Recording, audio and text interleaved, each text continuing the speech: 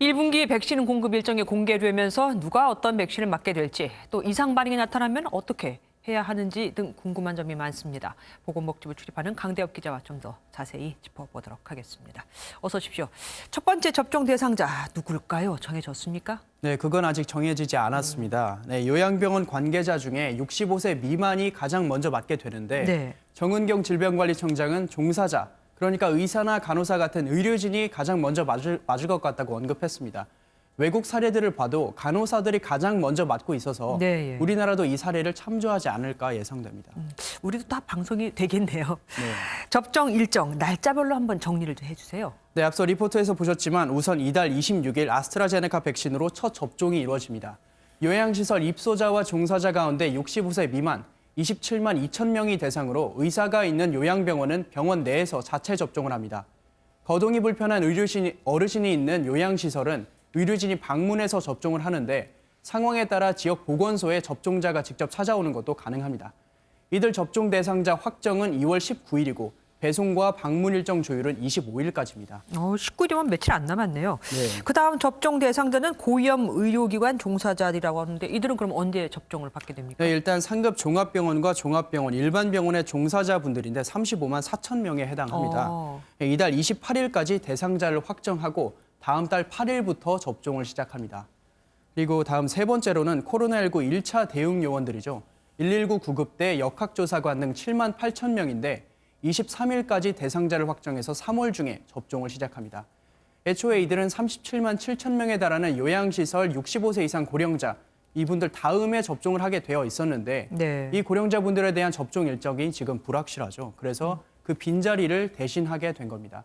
그리고 65세 이상 고령자에 대한 접종은 4월에나 시작될 예정이고 아스트라제네카나 또 노바백스 백신을 맞을 예정입니다. 잠깐만요.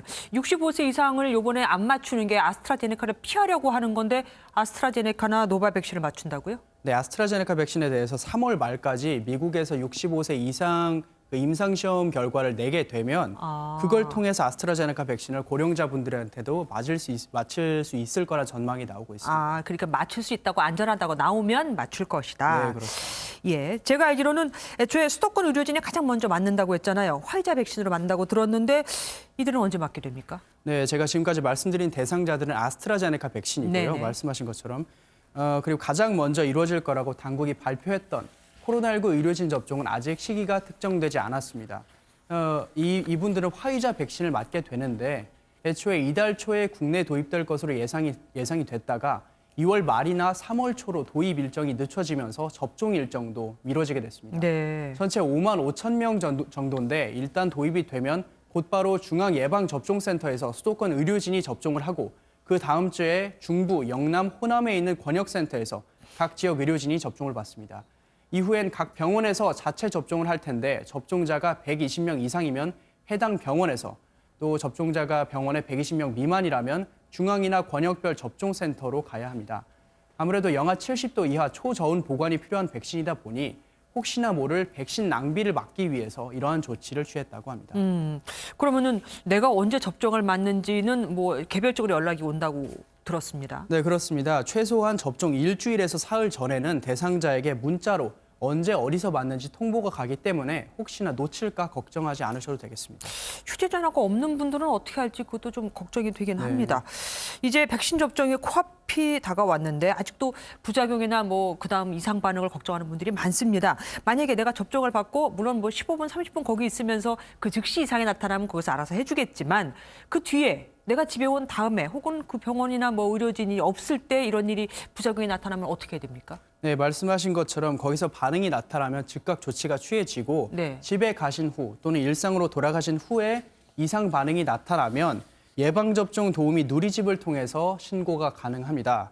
인터넷에 예방접종 도우미 누리집이라고 치시면 되고요. 네. 접종 시에 QR코드도 제공되기 때문에 이걸 이용하셔도 됩니다.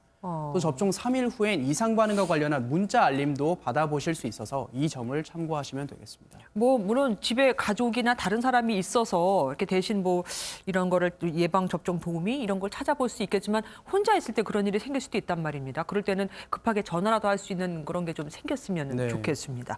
마지막으로 치료제 이야기도 좀 해볼게요.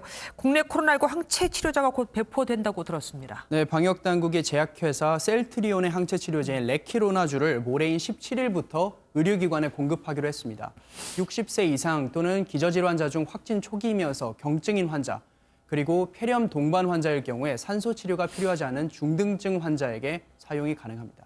이 치료제는 환자들에게 무료로 제공되고 해당 의료기관에서 제약사에 신청을 하면 공급받을 수 있습니다. 아, 굉장히 40만 원 이상이라고 하던데 무료로 공급이 되는군요. 네. 백신의 효과가 최소 3개월 간다니까 이 백신 치료제도 우리가 잘 관심을 두고 있어야 되겠습니다. 지금까지 강대엽 기자와 함께했습니다. 고맙습니다.